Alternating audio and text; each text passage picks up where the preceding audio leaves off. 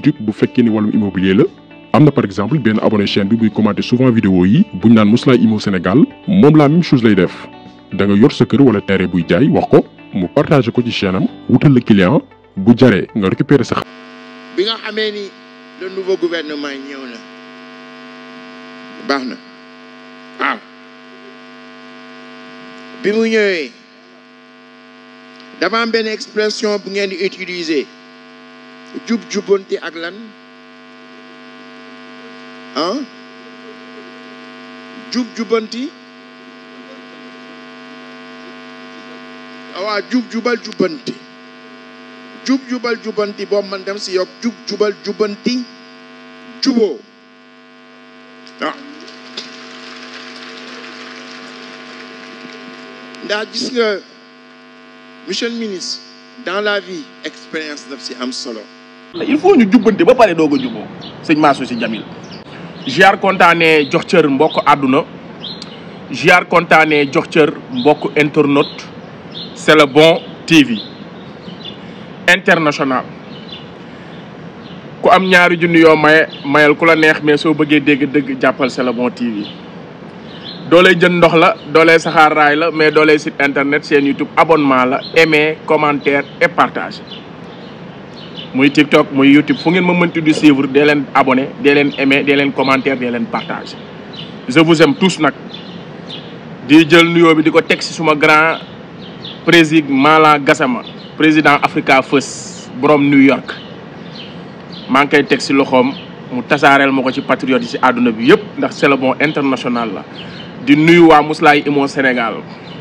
ay jeunes lañ di ay patriotes surtout yéen ñi nekk ci diaspora bi jokkoo leen ak Mously Immo Sénégal publicité wu ma dama leen di conseiller ay jeunes la jeune patriotes yu xam lan mooy immobilier yàgg yëngu ci wàllu njëndum njaayum suuf ak terrain seen site internet mu ngi ci YouTube bi Xalaat TV ñoom lay publicité kon Xalaat TV lépp lu mu wax lu wóor la donc nag boo demee si YouTube bi nga tàppee Mously Immo Sénégal di nga gis seen site nga abonné foofu bépp question boo soxla ci wàllum immobilier jëndum suuf njaayum suuf gérer la sa kër këyitu kër terrain boo amee sa tool bëgg ko lotisser bëgg ko terrasser loo bëgg rek ci wàllum information ak ñu la jàppale ci wàllum jëndum njaayum suuf immobilier jokkoo ak waa Mously Immo Sénégal c'est très important ay jeunes yu dynamique lañ léegi nag tey gars yi li ma bëgg ñu waxtaanee ko mooy Alioune Tine mi nga xam ne moo ngi imposer nit ñi que Sénégal dafa am crise lan la ci jublu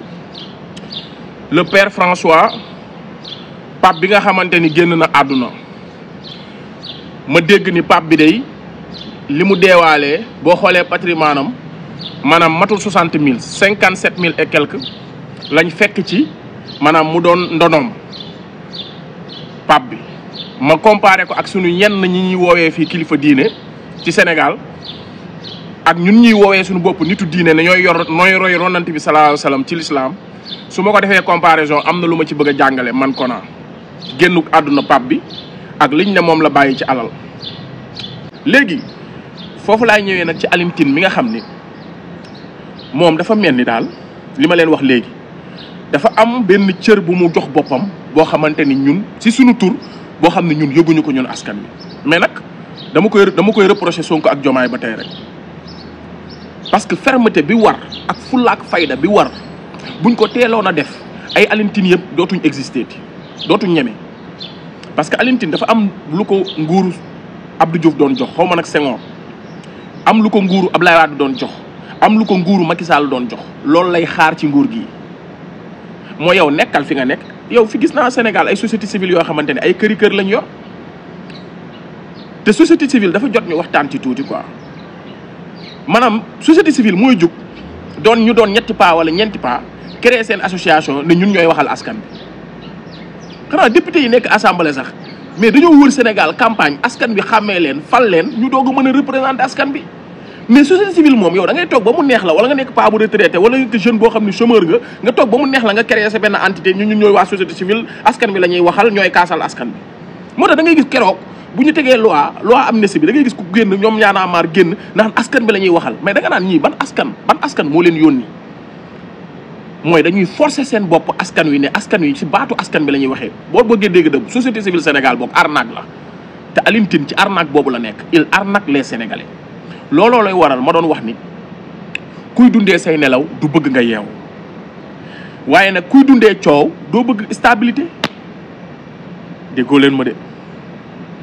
Sénégal dafa am ay sëriñ yu fa nekk nelawu askan bi la ñuy dundee bëgguñu askan bi yeewu parce que bu ñu yeewoo xam ne yàlla mooy buur maanaam yàlla moo yor alal yi moo yor wërsëg yi moo yor lépp boo jaamee yàlla am li nga bëgg boo jaamul yàlla doo ko amul kenn koo war a wékku sa àdduna ku dul yàlla ginnaaw say waajur yàlla nga war a jaamu keneen nitu xam-xam boo gis respecté ko maanaam l'islam nu mu ko tëralee ne yow lépp loo xam ne sa responsabilité ci àdduna du nit moo la koy defal xool ko exemple ci sa bopp rek sa kër yaa ko yoral sa bopp yaay xëy liggéey xëy ñëw joxe dépense sa jabar mën a togg sa doom bu feebaree yaa koy faj seen àdduna bii rek yow lépp loo fi soxla yaa koy defal sa bopp sàkkantuma ak alaaxira kon képp koo xamante ne nii mu ngi lay nasa xalal di la yombalal sa alaaxira rek mu ngi lay lor léegi ñooñu nelawu askan bi la ñuy dundee parce que bu fekkee ne askan bi yeewu nañ ba xam ne lii mënul nekk parce que boo ko jëlee exemple ci sa vie de tous les jours rek sa vie quotidien nga xam ne sa alaaxira yow yaa ko war a gérer parce que sa vie quotidien sa tous les jours yow li ngay dundee yaa koy def boo xëyul liggéey doo lekk boo góorgóorluwul doo am soxna boo amee soxna boo liggéeyul doo ko mën a yor boo liggéeyul boo yoree doom doo ko mën a yor amul kenn fii ku fi yor ordonnance dem fëgg sëriñam naan ko kaay sëñ bi sama jabar ji daa wasin wala sama jabar ji dama doom ji daa feebar waaw ku la mënul jëndal fii ordonnance saa yàqu ya nañ waxante dëgg fële na la gaayan ni nga def ba lijjanti fii rek defal noonu lijjanti fële waaye nag sëriñ baax na ndax war nga koo mën a topp mu xëy na peut-être mu gën laa xam yoonu yàlla wala boog mu gën laa xam alxuraan gën laa xam far tey julli gën laa xam mais ñi am sëriñ tey ñoo fi dàq bañ a julli ñi am sëriñ ñoo fi dàq xamuñu sax luy faatiya xamuñu sax luy alxuraan exemple laay joxe quoi kon dafa am ñu doon dundee nelawu askan bi mais Alioune Tine moom maanaam lan lay dundee coow mooy ay li muy wax nii tey crise léegi nag stabilité bu amee ci état bi moom du ko arrangé moo war a gisoo ko chaque instant ñoom dañuy wane ni crise dafa am moo tax Diomaye tamit ñoo leen may kanam naan dañuy woote ay dialogue parce que pour man dialogue bi amul sens y a aucun sens dialogue Diomaye bi y a aucun sens moo tax ma dégg Mansour Sy Djamil mu naan jub seen ziar général bi passé mu naan jubal jubbanti baax na waaye juboo tamit war ngeen ko cee boole waaw mais kan ak kan moo xuloo ñan ñoo xuloo mooy comme Alioune Tine rek maanaam ñan ñoo xuloo léegi Sénégal kan ak kan moo xuloo amu fi dafa am ñu sàcc alalu askan bi pour man seen ziar yi nii lan la ñu waroon a wax li waroon doon message bi mooy naka ngeen tëjee askan wi mu toll ni Covid waaye nag est-ce que politiciens yi kese ñoo lekk xaalis bi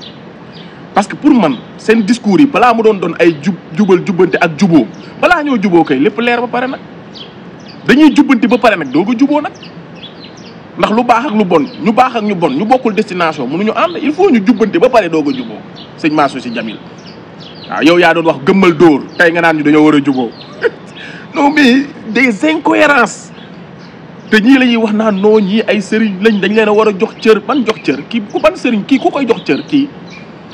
Mansour Sy Djamil moo taxawoon fii ne Macky Sall mu ne ko naam mu ne ko gëmmal dóor xoolal dóor moom beneen paa bu bëgg dialogue bi ñoom dañoo bëgg dialogue ñoom dialogue rek lañ bëgg seen àdduna waaw parce que ci dialogue la ñuy dund maanaam ci lobbying loolu du dialogue de lobbying la ñuy dund lobby il faut tension di am fii sagar di xeeñ ci pouvoir bi pouvoir yi di am problème ñu ne xaar ñu jóg nag ci loolu la ñuy lekk ay commission léegi nag Sonko ak Diomaye comme jàmm am na dal am na ñoom ñooy créer seen imagination maanaam ay crise imaginaire la ñuy créer Alioune Tine looloo ko dal ay crise imaginaire mais pour man seen wax lan la waroon doon en tant que kilifa diine ci ziar bi profito jooyal askan wi bu dee benn yoon la bépp kilifa diine waroon ngaa def déclaration nga jooyal askan bi bu dee benn yoon la parce que dañu jàpp di ñu dóor même julli mbooloo dañu ko mujjoon tere am ñu tëj seen i jàkka ñu ne dañu leen a xeexal mbas moo fi nekk da ngeen di waaj a dee ñu jàpp di sàcc suñu xaalis léegi yow nga toog doon ñu wax gëmmal dóor xoolal dóor tey lépp nekk jàmm ñu ne jubal jubbanti nga ni baax na waaye juboo tamit kan lañ soteel yow kañ nga nekk nitu jàmm yow Mansour Sy Djamil kañ nga nekk nitu jàmm yaa doon wax barki démb gëmmal dóor boobu lañ soxla woon juboo te da ngaa amoon occasion jàkkaarloo Macky Sall jamono jooju Sénégal nekk ci tension néew di doole yi di dee ñu leen di mbugal nga amoon occasion ne ko yërëmal askan bi nga ni ko gëmmal dóor te ñi ko doon dóorloo tey ñoo nekk ci pouvoir bi nga naan leen nañ jàmmoo kon c'est lâche de votre part yaakaar ni on est amnésique man de bu sénégalais bu fi nangoo nekk lappatoo nekk fi jaam ne da ngay fàtte man Kona du ma fàtte dinaa leen di fàttali yéen comme da ngeen a bëgg a nekk ay dof lii ñi liñ fi defoon barki démb du ngeen ko mus a fàtte parce que Mansour Sy Djamil su amee fitu toog naan ñu nañ jubal jubanti baax na mais nañ juboo te barki démb moo doon wax Macky Sall dóoral mais kii dafa foog ne ni dañoo fàtte kon kii di Alioune Tine tension ak problème la ñuy bëgg ci régime yi pour mu am pour ñuy mën di dund askan bi représenté wu leen waaye Sonko ak Diomaye ñoo leen may fit parce que pour man dialogue bii ñuy woote y a aucun sens heure bii dañ doon wax ni kañ lañ war a dissoudre li nga xam ni moom mooy APR parce que dialogue bi ngay woote APR dañuy ñëw léegi imaginer APR bu ñu ñëwee joxe seen xalaat léegi ñoom seen xalaat dañ koy utiliser quoi kon ñun kulunaa yi politiciens kulunaa yi nga xam ne ñoo teg réew mi fii dialogue nee na Diomaye nee na ñooñu lay woo pour waxtaan ak ñoom maanaam man vouloir d'être man suñu régime bii man loolu laa leen meree maanaam politiquement correct bi ñuy jéem a imposer man loolu daf maa metti ba si kanamu yàlla parce que dialogue yi yëpp c'est du perte de temps lan la ñuy dialoguer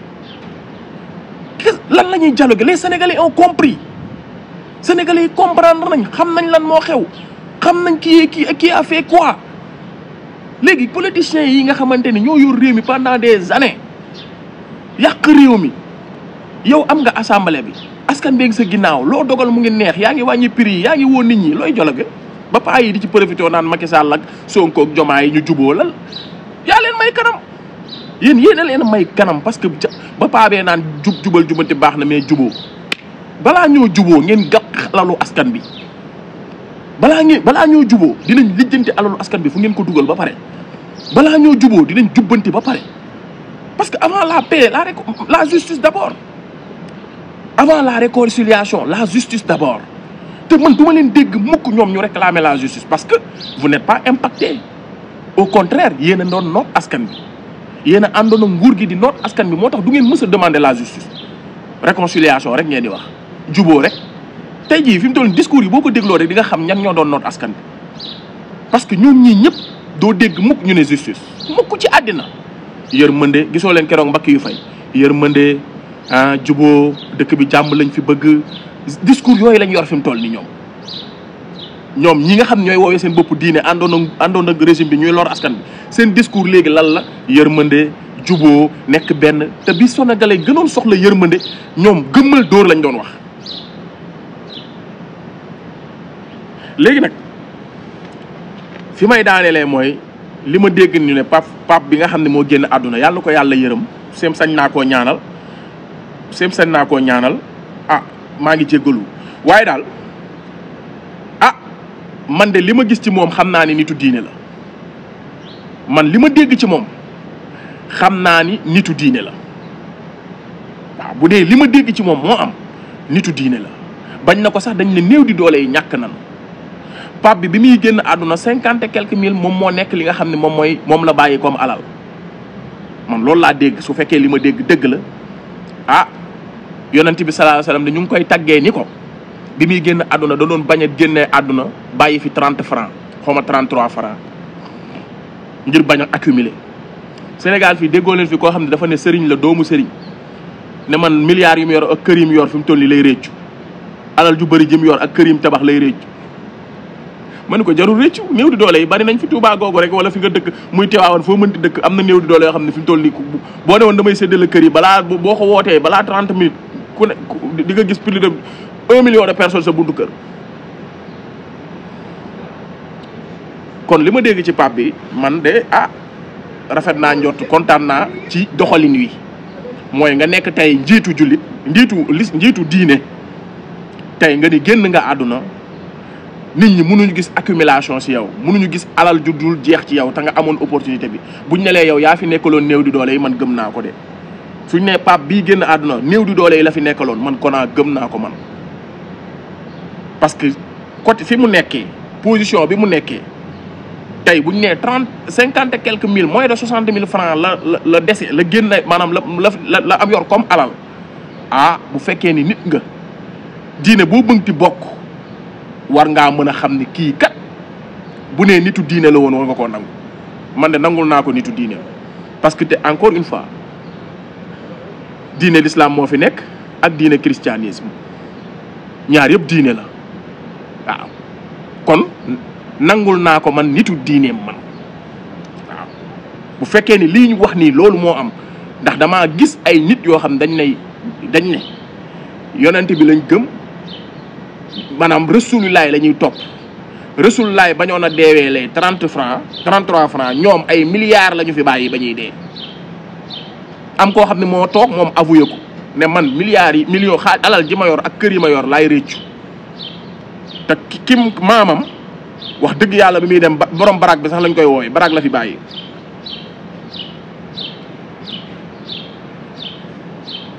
xawma nag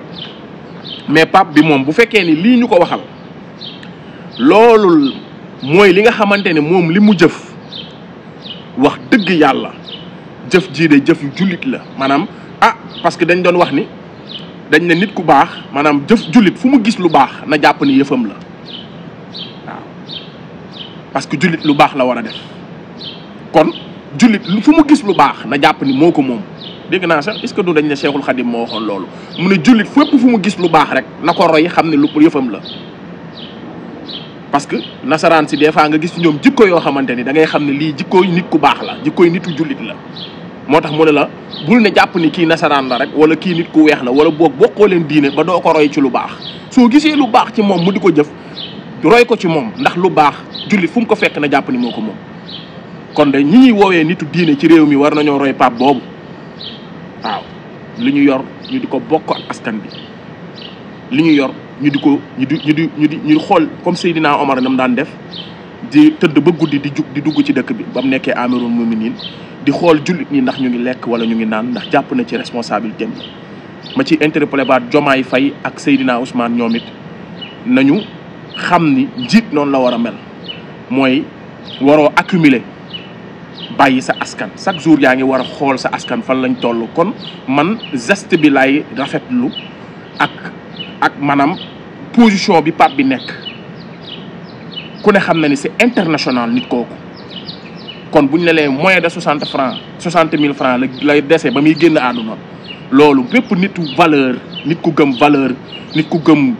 humanité nit ku gëm lu rafet nitu diine da nga ko war a rafetlu waaw da nga ko war a rafetlu te woote à ce que nit ñi roy ci loolu ñi nga xam ne ñoo yor responsabilité surtout nag ci wàllu diine ñu roy ci loolu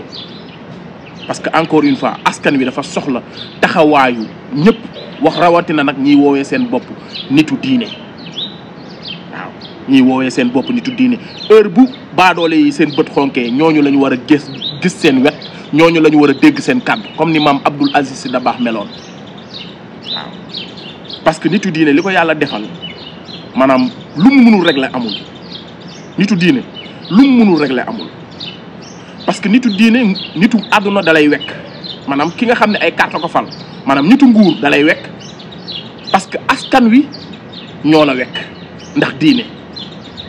askan wi dalaa wekk nitu àdduna yi wekk la maanaam ñu yor nguuru àdduna bi dañ lay wekk